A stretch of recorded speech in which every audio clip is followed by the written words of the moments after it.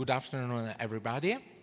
Thank you for coming, and we are today here to discuss, I think, a very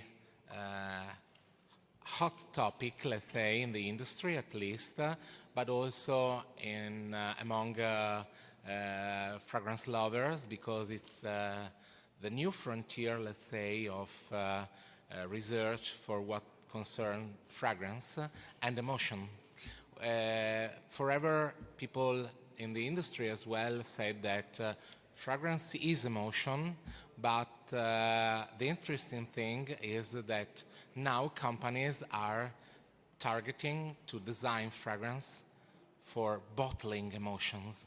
So we are here today to discuss if really we can bottle emotions or not, and maybe we will get out with a reply or not, we will see.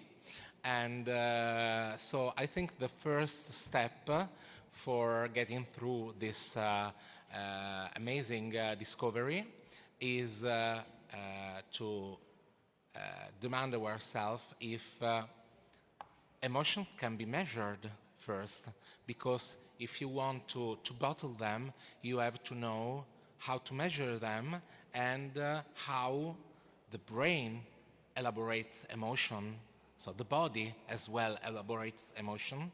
So for understanding this first step, I asked the neuroscientist Anna De Rico to be my guest, and so Anna, I let you start this journey through the emotions and the fragrances. To understand how emotions work in the brain and how they can be measured. Thank you, Armano. Thank you, everyone. I would start to ask you, what was the first emotion you felt this morning? Did you add one? Just think about it for a moment. Because in every day we are so busy running, concentrated on many things that we forget about this sometimes, even if we are very fascinated by emotions, just thinking about this, but then we don't really feel it in many cases. And what is that make your heart beat really deeply? So emotion is one of the most important things and basic evolutionary element for humans and also for many other animals. But we are not really used to think about it, to talk about it. And this for science is an issue, is a problem, because science needs to make measurement. We like numbers and we like reproducibility. The point is that emotions are not so reproducible. Not like we would like. Most of you probably know Inside Out, the movie that was recently out as a second. And this is why nowadays also in popular science and normal general magazines, brain is depicted. They talk about like different areas of the brain which are connecting to emotions, to cognitive processing, to many other tasks. And we think always in terms of like a button, clicking a button. There is one single area that will make you respond and become more active, and another one that will make you sad, and another that will relax you. But actually, this is not how we really work. And this is a question that has been posed and puzzled scientists since very, very long. Talking about emotion, Darwin actually started studying emotions in animals, and he made a parallel between emotions in animals, in other mammals, but even lower animals, and humans. What we know now is that there is one part which is innate, happiness, sadness, anxiety, angst, there is one element of this which is innate and as the evolutionary function of making us being more awake and responsive to an environment that can be potentially dangerous and is changing all the time. But emotions are also connected to our senses. We are triggered by the environment, and the senses are our windows to what happens around. So we need always to be alert to see what is going on with the vision, with the audition, with the touch, and with the smell and taste. And smell as a special window into the brain is very direct. I put it here just a very schematic cartoon to show how direct here is the connection between olfaction and the middle of the brain, the deeper part of the brain, which is also the ancient part. In a little bit outdated fashion, sometimes we call it reptilian brain. And this is the connection that goes from the olfactory bulb, the first station, that is just here, between your eyes, you can imagine, and the brain, and goes directly to the limbic centers of the brain. The amygdala push the button for anxiety, for fear, for huge emotions. This is one of the area, but not the only one. And then there is the hippocampus, responsible for memories, and then entorhinal cortex, which is also one part of the cortex, one part of the brain, which elaborated our cognitive idea of memories, experiences. What happens when we smell something and we are living an experience which is very, very significant, psychologically significant, very engaging, and most likely in that case, emotionally engaging, what happens is that the smell, the odors that is there, get recorded, let's say like this, in the brain with that feeling. So this is why there is this strong link between emotions, smell, and memory. It's an emotional memory which get somehow traced and remain there in the brain. And this is what evokes most of our irrational feeling when we smell something. The question is, how can we measure it? And this is the tricky part, because the variability among humans is very, very high. We have, of course, a lot of data collected. Some are good, some less good, because the reproducibility and data and science is also an issue, but this is for another talk. The question is that emotions, as I said at the beginning, is not something that you push a button and you get sadness and you get happiness or anxiety. It's something that is triggered by stimuli, sensory stimuli also, but then is influenced by our experiences, our expectations, the context. If you see even a face of a person, when we are used to say, okay, some faces express immediately happiness or fear or anger, but actually, if you see pictures, it's interesting, for example, to see the pictures of Olympic athletes when they are winning. They make very strong faces and emotional faces. But sometimes in some faces, if you see it, you can make a Google research, you will see, you cannot really say if this is a face that could be anger or joy or happiness, because sometimes it's not so easy. And at brain level, interpreting what is going on in all these emotions and brain waves is also not so easy. So the challenge is try to design good experiments which can somehow isolate some of these elements so that we can measure somehow what is going on in our brain. So there is a lot of research at the moment on this field. So I don't want to make it very long at the moment because it goes technical, but maybe at the end if you have questions we can discuss again.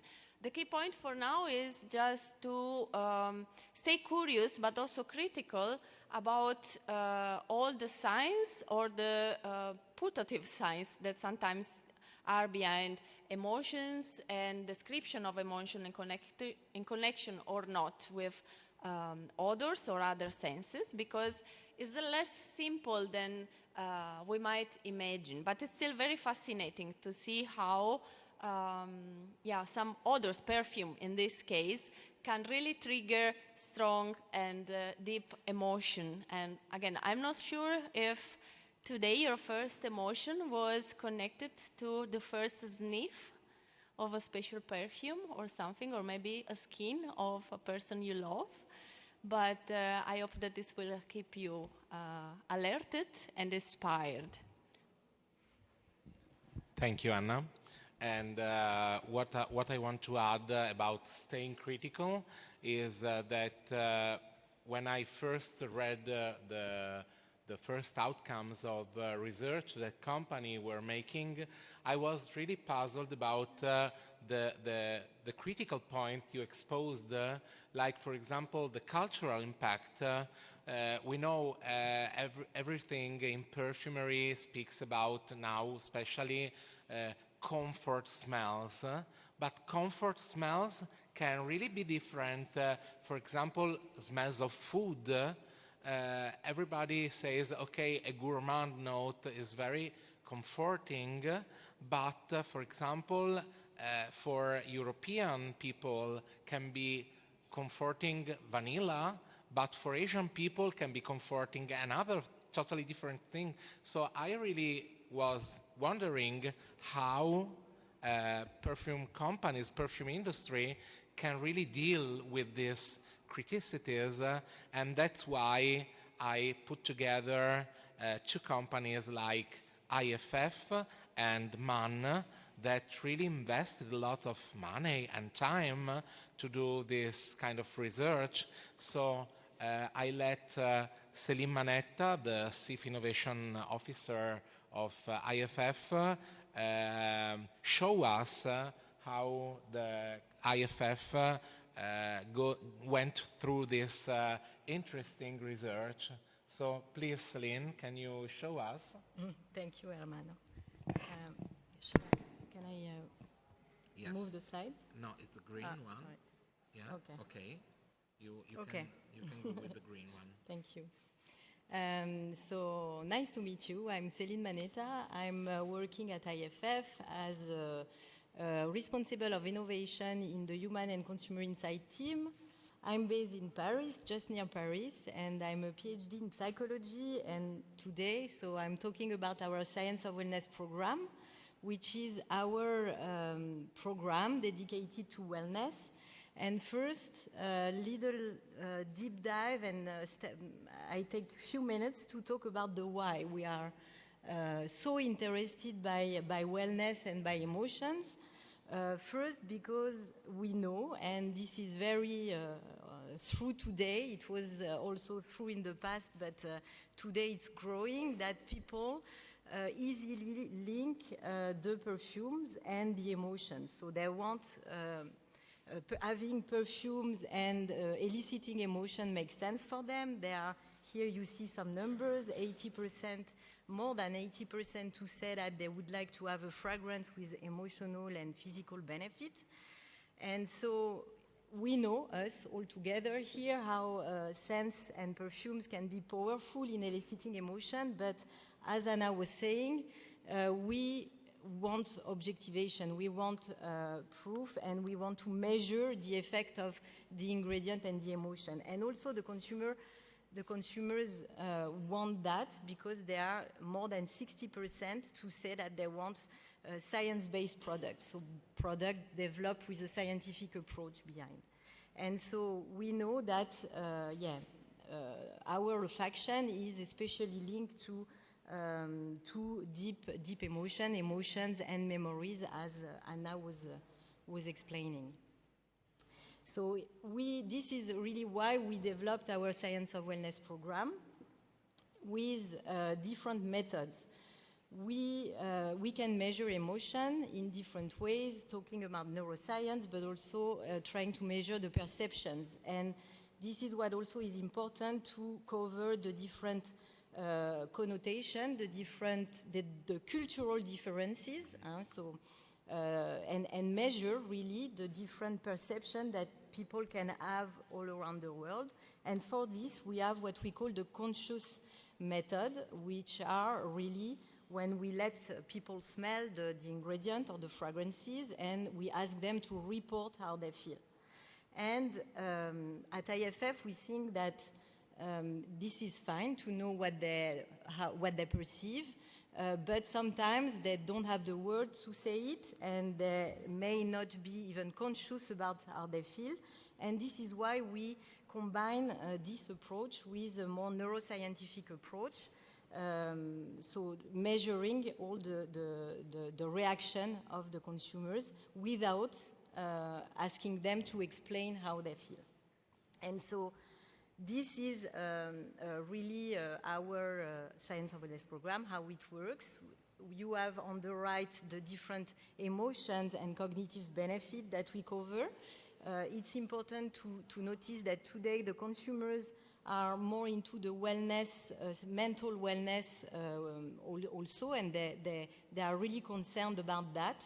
So we are seeing a kind of extensions about the emotions associated to the different perfumes and scent. And so the purpose of our program is really to help the perfumers, and Mev will explain how she's using all the knowledge and data that we have to create innovative wellness fragrances with a scientific approach behind, with a measure of the effect, the impact of the ingredient behind. And so for that, we are lucky because we have an history of 40 years at IFF. So we started to explore the link and really conduct researches to better understand the link between fragrance and emotion in the 80s, so 40 years ago, more than 40 years ago. And all over the years, we explored different methods, and this led to our Science of Wellness program as it is today. This helped us to collect data, a lot of data, and so today it's billions of data that we have, and so for this we need AI. So concretely, how it works, we have our ingredients or our fragrances, and we test them with the different methods that are either conscious or unconscious. So implicit versus explicit, we may find more accurate words. So with these different methods that we combine, we collect data on how the consumers perceive the ingredient of the fragrances. And so, as I was saying, as we have a big history and big data set, we need more than one brain, and so we need to be assisted by AI. And so this is really the purpose of our AI, to identify the best ingredients that can elicit different emotions, and how also to combine these ingredients in order to elicit specific emotions. And so, today it's an ongoing program. We have different launches using and claiming this program already. And I think Mev will... Sorry, I just want to make a short question.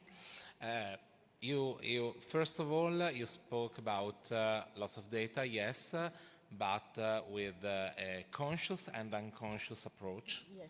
And I'm really curious, if you can reply, of course, about which is the unconscious method, or at least on what it is based, and if you had the idea or the precise data of how much they are aligned or not, because it's really interesting. Yes. Anna before spoke about being aware of the emotions. So I am really interested to know if people are aware or not most of the times, if the emotion they are feeling are really what they are feeling at the moment. So Yeah, so yes, they can express how they feel.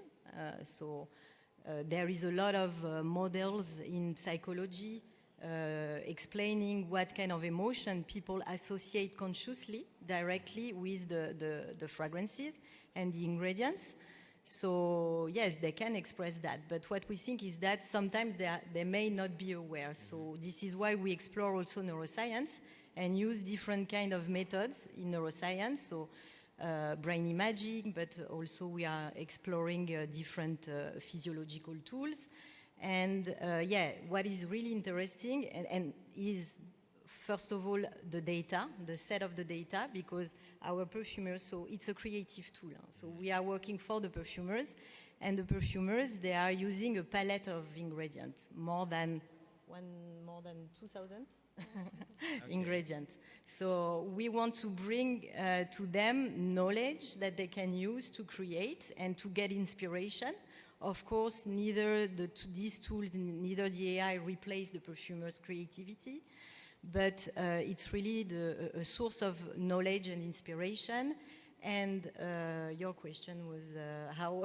How you measure, but yeah. very quickly? Yes, so yeah, we measure with different methods, neuroscientific, brain imaging and other methods, and also the perception. So we combine all these methods. And yeah, what I wanted to say is that what is interesting in when there is gaps, because, so for example, vanilla is perceived as a comforting ingredient and associated to happiness, well-being, etc. But sometimes with other tools, we see that it can be stimulating, energizing. And so having perfumers in that case is super interesting, so because they can explain why for them there is such different perception that can be associated, so such different reactions. Okay, thank you very much. So I'm leading Mib to explain how this impacts her creativity and their work. Sure. Hello, everybody. My name is Maeve McCurtain. I'm a perfumer at IFF and based in Paris, working alongside Celine. And yeah, I think to build on what Celine said, I find that this Science of Wellness tool that IFF has built, as a perfumer, I find it very interesting. I think it allows us to explore and to build on elevating perfume above something decorative. It's also something that I see coming more and more from our customers, and consumers, this desire to really link in a perfume for yourself, for your wellness. And I find it an interesting approach. For example, I brought 2 fragrances. I've been working with a brand called Vireo, and each time we've had a creative brief, the starting point has been using this Science of Wellness neuroscience platform. So, sorry, maybe we can start distributing the perfumes? Spray that. So the most recent fragrance I made with them is called Mama Juju. And to use this as an example of how we've used this, the Science of Wellness, they asked us from the beginning, we really want to develop a fragrance that will give the people who wear it a feeling of being grounded. So we explored together the Science of Wellness platform, and we identified 2 ingredients, sandalwood oil and pink pepper oil. And these 2 ingredients were shown to score highly in bringing about this feeling of self-esteem and memory, boosting memory. So we decided to use these 2 emotional benefits in the fragrance. And what was interesting for me from a creative point of view was that rather than starting from thinking about olfactive, the starting point of the creative brief was what are the emotional benefits and how can we build something around that. So using the sandalwood oil and the pepper, I thought, okay, I've got a woody part and a spicy part, and I'll build around those, but making sure that I have those 2 ingredients at the core and like the spine of the fragrance. We also brought the ingredients as well, so you can smell them. Wow, there is a cloud arriving, yeah. And I find it an interesting approach because it's it's a different jumping off point from the creative brief point of view. But also I really like the idea that when you're building an authentic experience with somebody, so there's still the olfactive, the creative part, but I feel that they intertwine quite well, and that when somebody is smelling it, you're helping transport them to a place, which is what you do with a perfume anyway, but using science of wellness and the neuroscience, you feel like you're kind of keying into the person's emotions. Just a question is, did it happen that using this tool brought you notes to put together that you never thought before? Exactly, yeah. Yeah. That's what I find interesting is that you're kind of coming in through a different door. And for example, for this one, I used sandalwood and pink pepper. I mean, I think they go well together anyhow. But in previous ones, in the Sunray, which is this one here, I put together it was a lot of different spices. It was about Ayurvedic medicine, but I was able to weave that together with, so there's ginger, there's turmeric, but then when I checked, what was nice was the Science of Wellness data also had spices. So I also found that interesting that the neuroscience platform suggested certain spices that actually through Ayurvedic medicine also had this historical link to spices also. Yeah. In wellness. It's like there's an intuitive part, but now we have the science to prove it. Very interesting. So I guess everybody is smelling by now the first fragrance. Maybe we can make it short just with one. Okay, yeah. Okay, so we leave more time because we are running a bit late. Okay, so is there anything you want to add, Maeve? No, I think that's Okay, so I will give the word to Loïc Bluet, who is the responsible for innovation at MAN. And so Loïc, can you explain your approach to this interesting topic? Thank you. So good afternoon, everybody. Loïc Bluet. I'm Director of Innovation in charge of Application Laboratory and Technical Perfumery at MAN, based in our new creative center in Paris, dedicated to fine fragrance. So how have you ever considered that a fragrance could become much more than just a scent, a gateway to emotional well-being? So you recognize this flower, I think. It's orange blossom. So for me, orange blossom, it's an emotion which is very interesting because when I enter in my apartment in Paris, I smell a candle with orange blossom. And for me, it's a way to escape to all the craziness and the life of Paris and the Parisian lifestyle. What about you, Cristiano? So hello, I'm Cristiano, perfumer in MAN, based here in Milano. Yes, for me, orange flower is a very big memory. We used to go with the family in Liguria, close to Sanremo, for the holidays. And when we arrived, there was always this huge smell of flower blossoming, and it really felt like, okay, we arrived, we are safe, everybody is happy. And nowadays, instead, our society is very much into the rush. We are living under stress, and we are always looking for something like a comfort zone and to have a kind of safe zone where we can bring emotions back to, let's say, normality.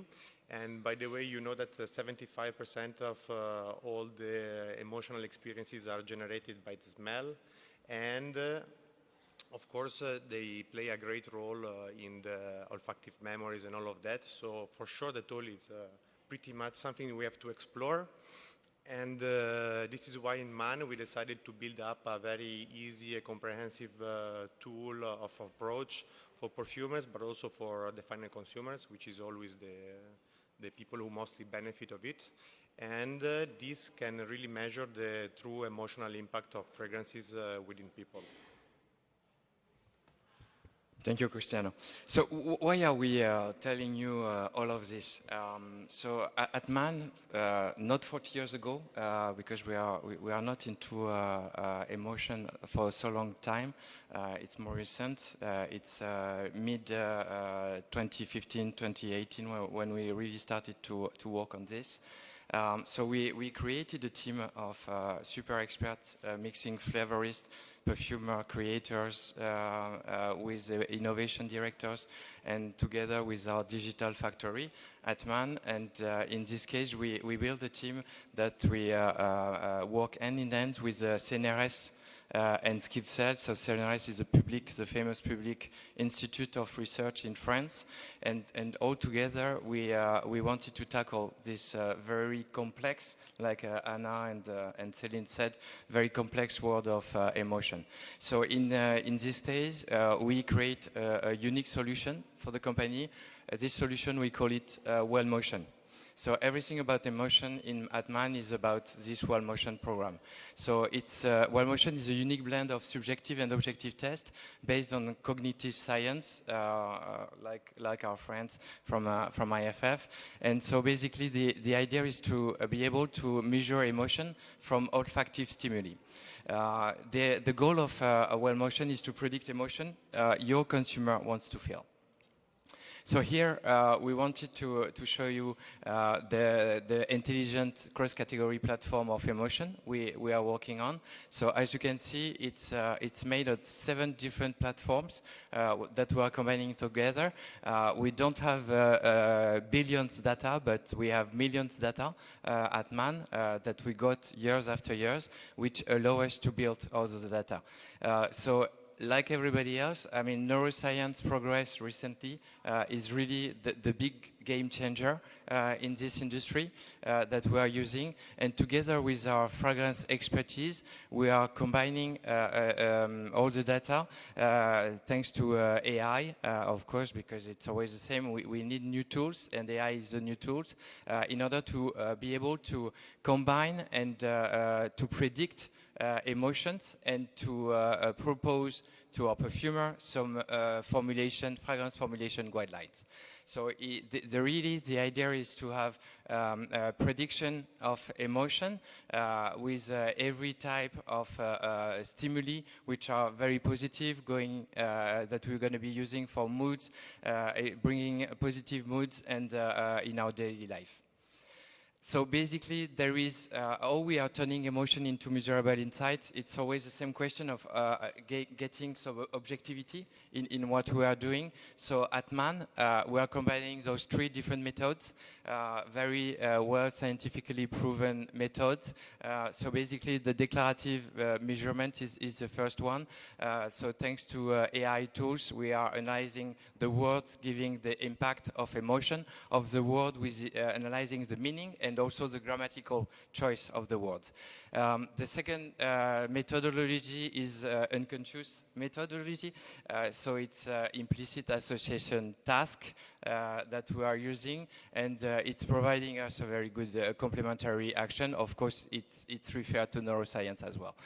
And on top of this, and this is what everybody is expecting at the moment, is to put an extra layer of physiological testing method. And in our case, we choose biomarkers, and I will explain you more in the next slide. So let's unveil now the 4 different biomarkers we are using at Man, thanks to CNRS and SkillCell, our 2 partners. So just important to say that with 4 biomarker analysis that we are doing right now, we are doing 2 times more biomarker integration into our system than it had been done before. So cortisol is the first one we mentioned about stress before, and so it's anxiety and stress. I mean, this hormone, the level going to increase, and it's going to decrease with positive emotion like self-confidence. Alpha amylase, it's a gustative enzyme, not gustative, it's in the gut, excuse me, enzyme. So it's also giving a very good digestive enzyme, excuse me. It's giving also a very good information about stress. The third one is DHEA. So DHEA is is neuroprotective hormone. It plays a very good role into positive mood and energy measurement level. It's important to say that the HGH is decreasing at the age of 30, and so it's really play a very important role in well-being. Oxytocin is the first one, emotional attachment hormone, everybody knows. It also has some kind of connection with a positive and social interaction modulator. All of this is to show you how biology and emotion are linked. So man chose this angle to tackle emotion. And so thanks to this, we are able to do biology, emotional signature with our fragrance creation. Why this technology stands out? So we spoke about the limbic system, so I won't say more about this. So in this case, the link with the limbic system and saliva, this biological fluid, is of big interest for us. And I'm going to give you the 3 reasons why we choose this path. So number 1 is quicker than ever. I mean, every information coming from the brain are going very quickly to saliva, giving almost an instantaneous answer. It's not totally instantaneous. I mean, now we know, but I mean, the answer is very short. The second reason is so flexible. We can have every type of stimuli olfactively. I explained that it's a cross-category tool that we are developing with WellMotion. So in this case, I mean, we can measure every type of stimuli. And the third reason is it's incredibly precise, and it's a non-biased method. I mean, a lot of methods are providing a lot of stress while measurements are done, and it's not the case of saliva, because you wear it on you and you have nothing to do to provide some saliva. And the last reason is non-invasive. I mean, it's very easy to take. So WellMotion, why WellMotion? To sum up everything before Cristiano is explaining how he's using it as a perfumer at Man. So basically, we combine state-of-the-art technology, as I presented, and also we keep integrating the historical Man know of perfumery. The idea is really to have the market needs and the consumer need fully addressed into our technique. And so basically we address the 4 pillars that you see. So number 1 is well-being. You know that is a power trend. You know that in 2027 it's supposed to be around $8.4 trillion market, cross-category. I mean, and not speaking only about the fragrance, speaking about everything. So and it's a key driver for perfume to be able to address and to find solution with accuracy that is requested by consumer. The second part is, of course, neuroscience. Neuroscience, I mean, is growing and growing, and so we are using those techniques, and this is WellMotion key element, like I explained. Artificial intelligence, the tool is powered by intelligent artificial. It allows us to combine a lot of data, and so and provide us some cross-reference and multi-dimensional approach that we can bring to our consumer, to customer, the right answer. So to sum up, WellMotion is really the science and the fragrance and the emotion link all together. I will give the words to Cristiano in order to explain how he's creating fragrance. Yes, thank you, Loic. So we took 2 different approaches for you to show. So this is an accord that it's passing by through ceramic. So it's going to be, we put some of this fragrance into the ceramic so you can smell it even in the hours to come easily. Just we show only one, sorry, because we are running late. We can make it in 4 minutes if you want. Okay. Yeah. So this is a sorbetto accord. So it's something we are all very used to, and it was interesting. So it's an accord. So we take it as a starting point, and from there we can see that it stimulates expressively self-confidence. So, and it's very easy using this tool, because if you want to push other kind of emotion, or if you want to reinforce the self-confidence, you can easily put the ingredients in your formula or other ingredients you want to add, and you can increase them, and so to create the next formula, say the next modification of the formula, in order to enchant this kind of emotion you want to push. So the second is, we call it Easy Breeze, is a more complex structure. It's going to be the second ceramic that is passing by. And here, of course, the result is different. It's a finished fragrance, so there is, it's more structured and there are more ingredients bouncing within each other, interacting within each other. The interesting part is because we can offer it as a tool also for the final consumer or the person who's, let's say, buying the fragrance to have this kind of claim attached to the fragrance itself. So we can use it both for as a beginner, as a triggering point where we want to bring our accord toward something else, or as a finished step where we can claim something scientifically proven and give it to the greater audience. Thank you very much. Make it quick, huh? Okay, great, great. So I just want to ask Anna if she has any question for the IFF team or MAN team. Yeah, for both. Maybe just some curiosity about some of the methodology. So for the EFF, you mentioned fMRI, but are you doing other methods? Because fMRI actually for emotions measurement are a bit tricky because we know that people needs to be very still. Then sometimes there are a lot of issues. I was wondering if the EEG or other method or what are that you are doing, and for the other, the MAN as well. So. Yes, we are combining the methods. So it's not only brain imaging, and it's many methods that we are combining, exploring, and with the conscious one. So, yeah, for me, that's the combination that provide the meaning. Do you have the chance already to have some transcultural study? Or? Yes.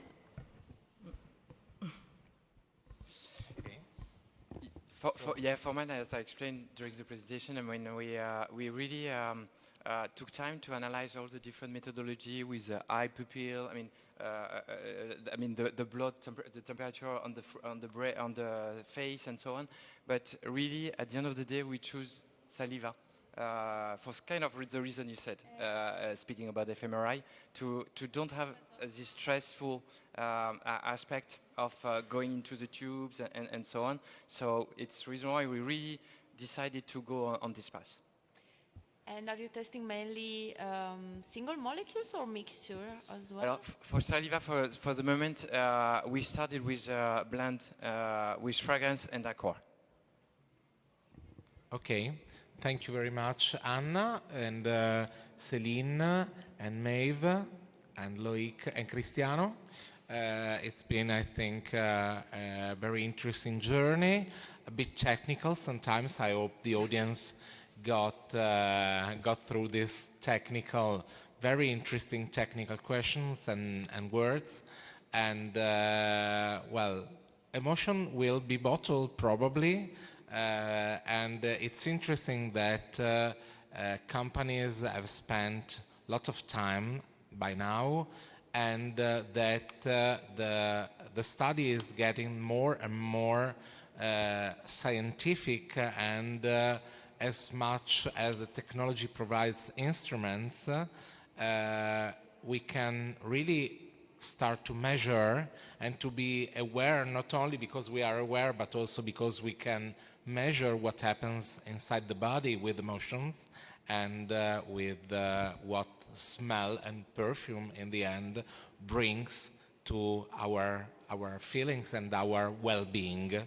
Thank you, everybody. Thank you. Thank you. Thank you. Are there any questions? Maybe. Okay.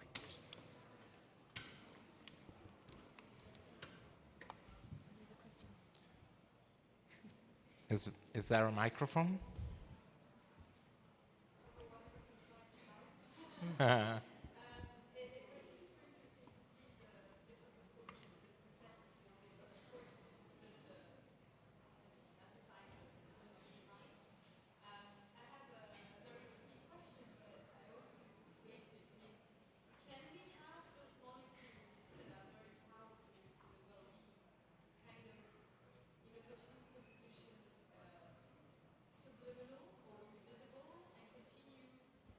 continue the creation with other ingredients, or the ingredients are so powerful that they are quite noticeable? I think we let the perfumers reply. So, of course, there are molecules that have an high impact, so we put it in even in ppm in composition, and some of those, of course, have an impact, and some others, they need like to be overdoses to be perceived by the normal olfaction power and strength of everybody. So it's a combination of the two, but I'm not sure.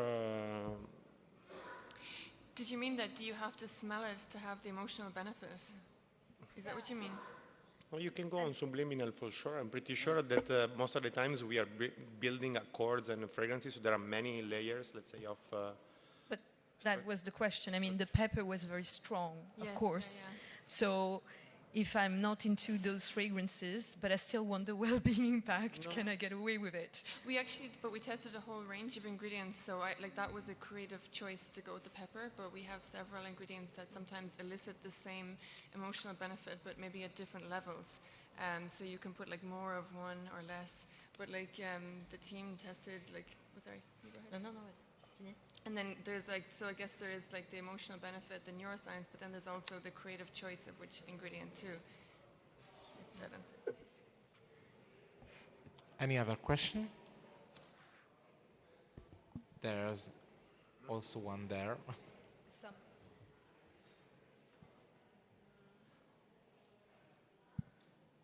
Okay.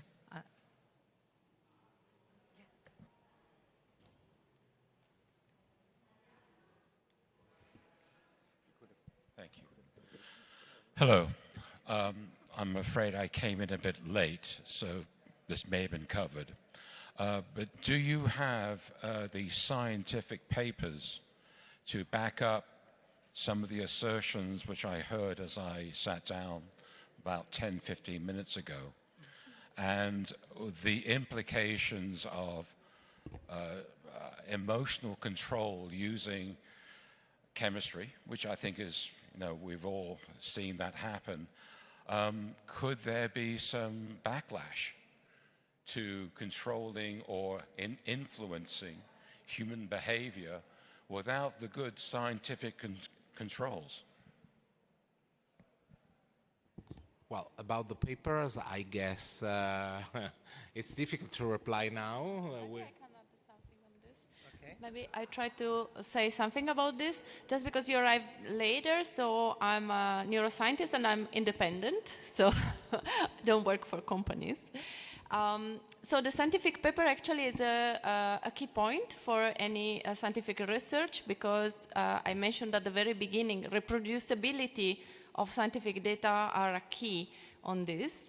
On the other hand, there is also sometimes with perfumery just a misunderstanding about the context, because we are not like machine. And I said at the beginning, the brain doesn't work like sometimes is depicted in the popular science, like you push a button and there is a happiness button, sadness button.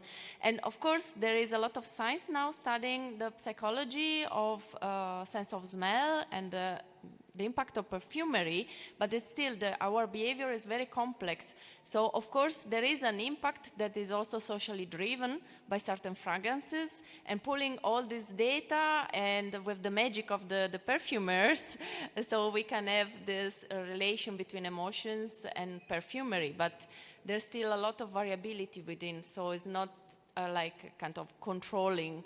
I think we are quite, luckily, far from there. Yeah, we are pretty far from the control, of course.